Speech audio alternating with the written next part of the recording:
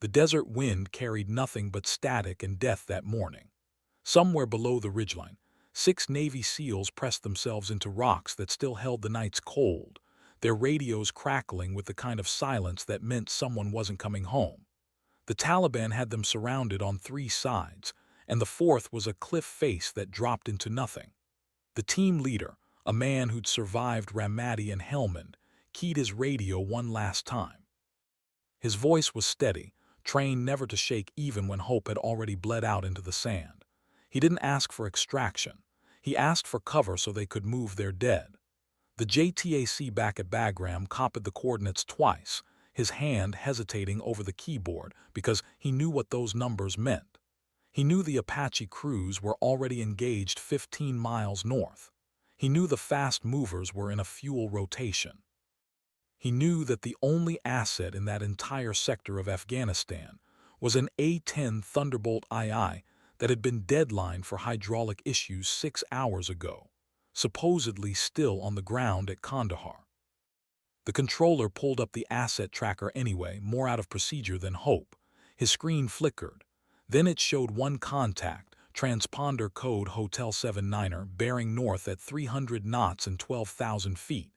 He stared at it for 3 full seconds.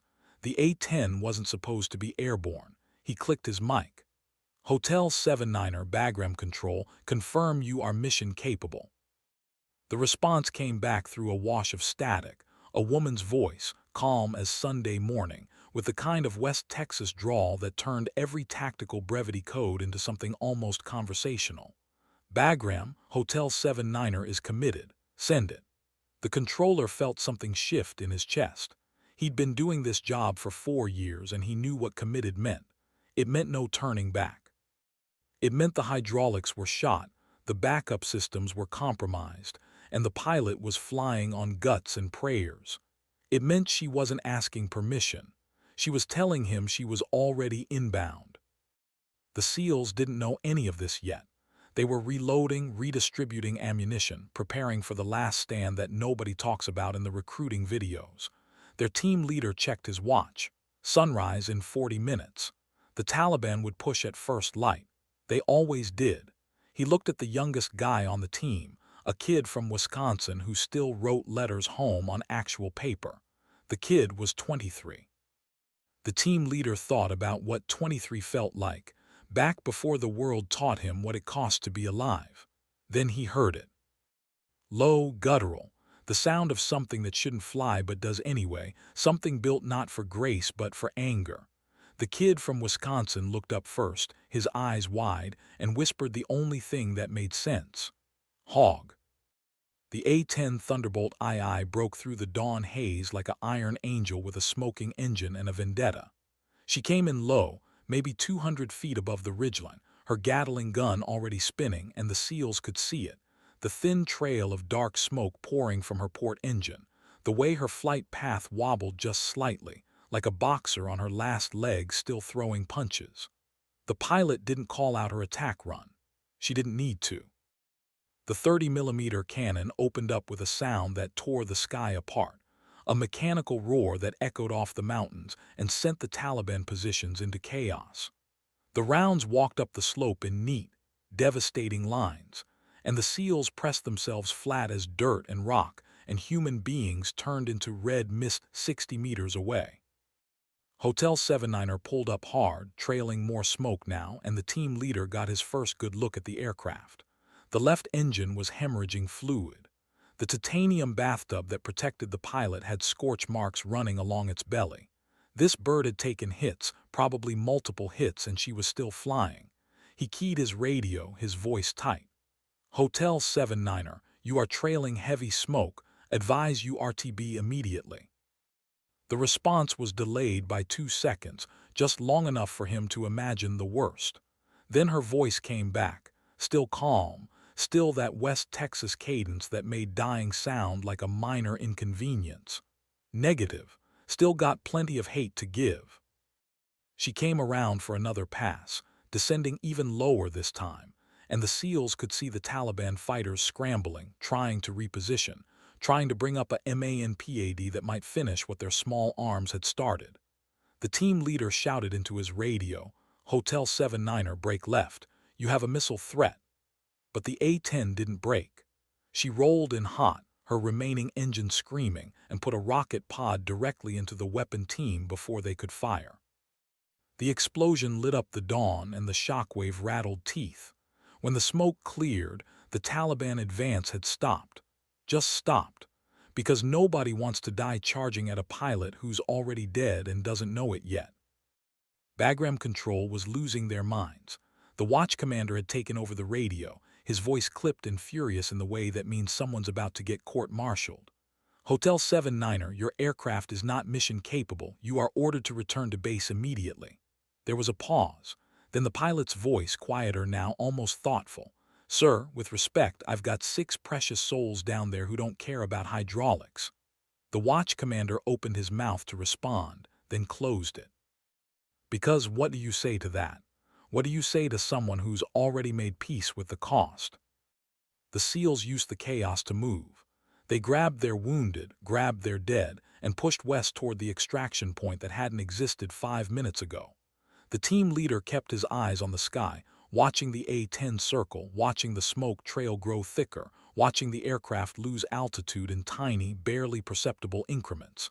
She was dying up there. They all knew it. But she kept flying, kept laying down fire, kept buying them minutes with seconds she didn't have. The kid from Wisconsin said at first, his voice cracking, "She's not gonna make it home." The team leader didn't answer. He just ran faster. Hotel 79er made 7 attack runs in total. 7 times she dove into ground fire. 7 times she tore apart enemy positions. 7 times she climbed back into the sky on an engine that should have quit 3 runs ago. By the 6th pass, her airspeed was dropping, her turns were wider, and the SEALs could hear the strain in her breathing over the radio when she checked in. "Still here," she kept saying, just that. "Still here." Like it was a promise she'd made to someone and refused to break. The extraction birds came in low and loud, 2 Black Hawks with door gunners who opened up before they even touched down.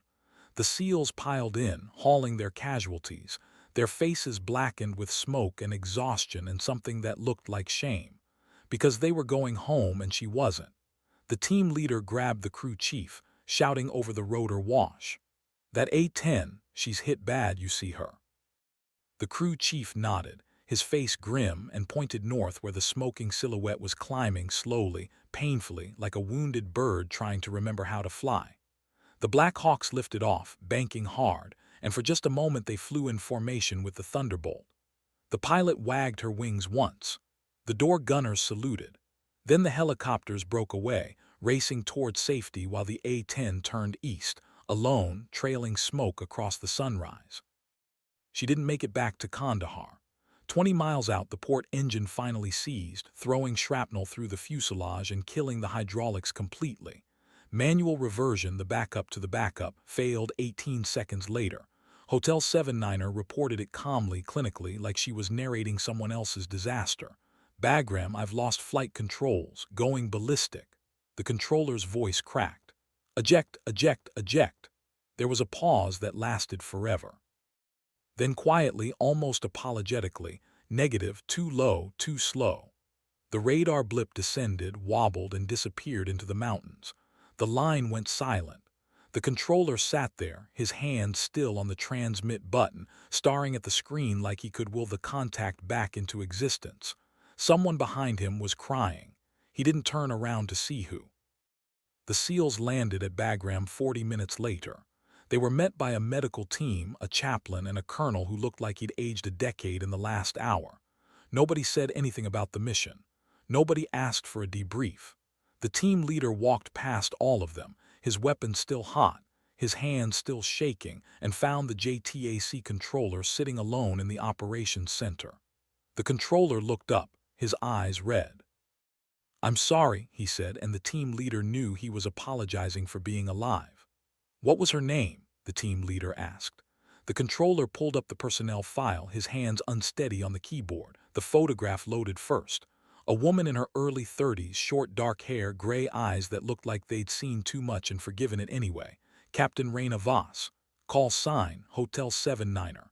Actual call sign, the one her squadron used, the one that meant something. Widow. They found the wreckage 3 days later, scattered across a ravine that hadn't seen rain in 6 months. The A-10 had gone in nose first, and there wasn't much left to recover. But the flight recorder was intact, and when they pulled the data, they found something that made the crash investigation team go silent. In the last 30 seconds of flight, Captain Voss had manually adjusted her descent angle 4 times, steering the dying aircraft away from a village she probably couldn't even see anymore. She'd used her last moments of control to make sure she landed alone. The team leader heard about it 2 weeks later, back at Coronado, and he sat on the beach until sunset, trying to understand how someone could be that brave and that kind at the same time. The kid from Wisconsin sent flowers to her memorial service. He didn't know what else to do. Hotel 79er became a legend before her funeral was over. The story spread through Bagram, then Kandahar, then every forward operating base and theater. SEALs told it to Marines. Marines told it to Army Rangers. Rangers told it to Air Force crews, who already knew but listened anyway because some stories need to be heard more than once. Captain Raina Voss, who flew a broken aircraft into hell because 6 men needed someone to believe in them. Widow, who earned her call sign in the worst possible way and carried it like a badge of honor. The squadron painted her name on the side of every A-10 they flew after that, right below the canopy, in letters big enough to read from the ground. Her father spoke at the service. He was a quiet man, a retired crop duster from West Texas who looked uncomfortable in his suit. He told them about Raina learning to fly in an old Cessna held together with duct tape and stubbornness. He told them about the day she came home from her first deployment and didn't talk for 3 days, just sat on the porch watching the horizon like she was waiting for something that would never come. He told them about her husband, a Marine captain killed in Fallujah, and how she joined the Air Force 6 months later because grief needed a direction and hers pointed toward the sky. He didn't cry. He just looked at the flag-draped coffin and said, "She always finished what she started." Then he walked away, his shoulders straight, and nobody tried to stop him because some pain doesn't want company. The investigation concluded what everyone already knew. Mechanical failure, compounded by combat damage, exacerbated by a pilot who refused to quit. No fault assigned.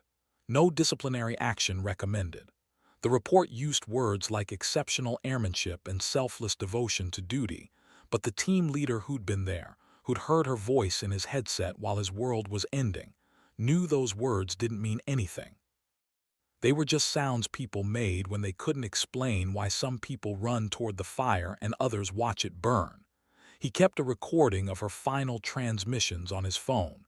He never listened to it. He just needed to know it was there. Captain Raina Voss was posthumously awarded the Air Force Cross. Her father accepted it in the same uncomfortable suit, and when the general pinned the medal to the display case, the old man looked at it like it was a poor trade for a daughter. The SEALs she saved attended the ceremony in dress blues, standing in the back, and when it was over they walked up to her father one by one and shook his hand without saying a word. Because what do you say? Thank you feels obscene when someone died so you could go home and pretend the world is fair. The kid from Wisconsin got out 2 years later. He moved back to Madison, got a job teaching high school history, and every Veterans Day he told his students about Hotel 79er. He never used her real name, never showed her picture, just told them about the pilot who flew into the sun with a dying engine and a promise she refused to break. Some of the students thought it was a metaphor. It wasn't.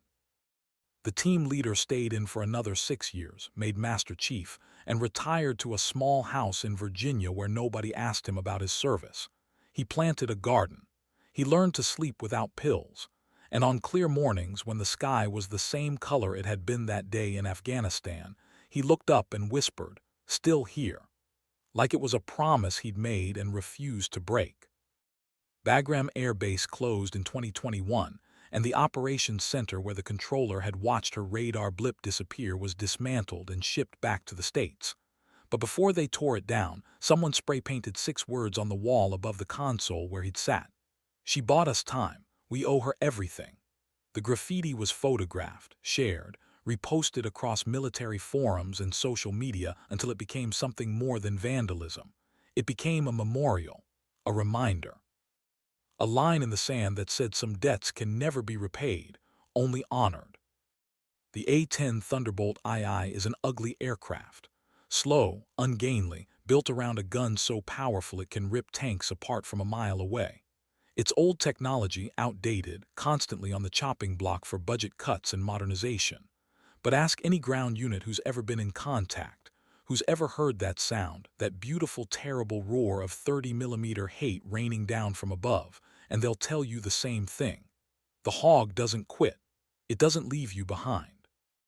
It stays until the job is done or it can't fly anymore, whichever comes last.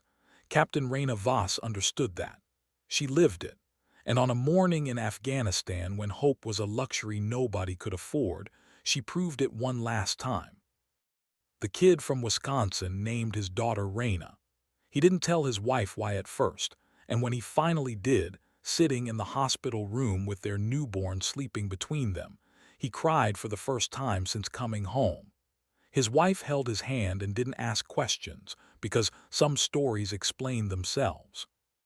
The team leader never had children, but he donated to a scholarship fund set up in Captain Voss's name, and every year he wrote a letter to the recipient explaining what it meant to receive an award named after someone who gave everything. He always ended the same way. Live well. She would have wanted that. In West Texas, in a small town that barely shows up on maps, there's a crop dusting company with one battered Cessna and a fatting sign. Raina Voss learned to fly there, back when the world was simpler and death was something that happened to other people. Her father still runs it, still takes up tourists and locals who want to see their land from above. And sometimes, on clear days, he flies out to the edge of the property where the land meets the sky and he hovers there, engine idling, looking at the horizon. People ask him what he's doing. He never answers, but anyone who's ever lost someone to the sky knows exactly what he sees.